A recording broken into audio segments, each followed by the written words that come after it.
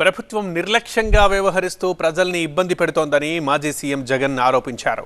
బుడమేరు, ఏలేరు వరదలే ఎందుకు ఉదాహరణ అంటూ విమర్శించారు. అయితే జగన్ వ్యాఖ్యలకు కౌంటర్ ఇచ్చారు ఎమ్మెల్యే సోమిరెడ్డి చంద్రమోహన్ రెడ్డి.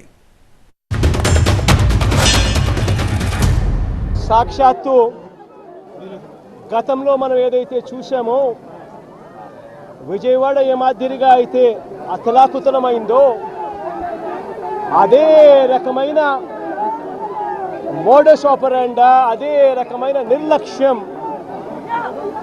ఈరోజు ఏలూరు రిజర్వాయర్కు సంబంధించిన వాటర్ మేనేజ్మెంట్ పరిస్థితి చూసినా అంతే అదే గుర్తుకొస్తుంది. అక్కడ వచ్చి వరదలు, కృష్ణానది వరదలు చంద్రబాబు వల్ల నష్టం అంటావు, ఇప్పుడు ఏలేరుది చంద్రబాబు వల్ల నష్టం అంటావు. రెండు రాష్ట్రాలు మునిగిపోయి ఉంటే రెండు రాష్ట్రాలు నువ్వు ఏం మాట్లాడుతున్నావు? అసలు నీకు అసలు కామన్ సెన్స్ ఉందా? నిన్నేమనాలా? మ్యాడ్ అనాలా? సైకో అనాలా? ఏమనాలా?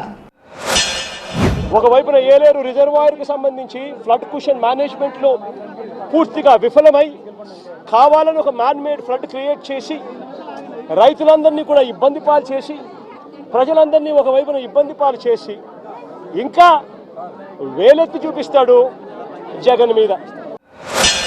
ప్రవాహాన్ని, ఆ కాలువ ప్రవాహాన్ని 70,000 చేసేదానికి 292 కోట్ల రూపాయల టెండర్స్ పిలిస్తే దాన్ని మూల కూర్చోబెట్టినప్పుడే man made mistake, Jagan made mistake.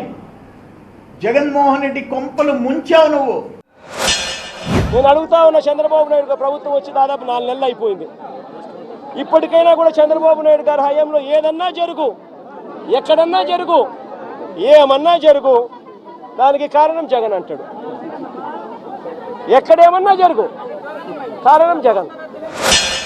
Jaganmohan Reddy mistake, man made అంటే Jagan made mistake, Jagan made mistake, వేరే వాళ్ళు కాదు. ఒక బాధ్యత లేని ప్రభుత్వం, ప్రజల పట్ల ఏమాత్రం కూడా మానవత్వం చూపని ప్రభుత్వం, వరదలు వస్తే కనీసం ఎలా హ్యాండిల్ చేయాలనో కూడా కనీసం ఇంకిత జ్ఞానం కూడా లేని ఈ ప్రభుత్వాన్ని ఏమనాలి అని చెప్పి మీరే ఆలోచన చేయమని నేను కోరుతా ఉన్నా. అదే చంద్రబాబు నాయుడు ఒక రోల్ మోడల్గా నిలిచాడని చెప్పి ఈరోజు దేశం అంతా మాట్లాడుకుంటుందా? ఆ వయసులో పోయి బురదలో, నీళ్లల్లో, ట్రాక్టర్లలో, జేసీబీ మీద ఎక్కి తిరిగి 10 రోజులు ఇళ్ళు వదిలిపెట్టి జనం మధ్య, బాధితుల మధ్య ఉన్నాడే, జనం మధ్య. అది చంద్రబాబు.